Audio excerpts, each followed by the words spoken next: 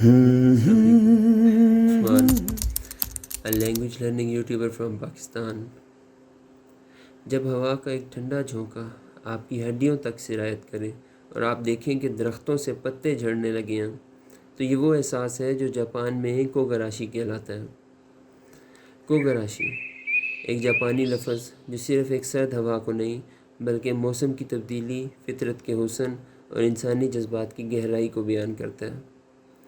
لفظ کوگاراشی دو Japanese words Kanji سے مل کر بنا ہے، کی یعنی درخت اور گراشی یعنی مرجھانا، یعنی وہ ہوا جو درختوں کو مرجھا دے۔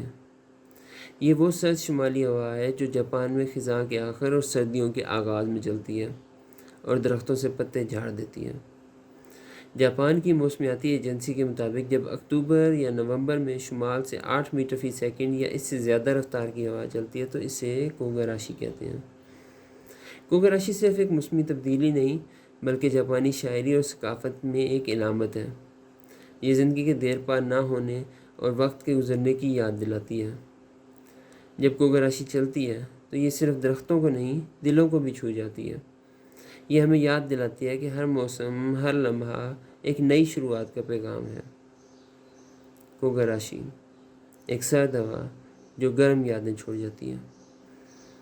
جزاکم اللہ خیر۔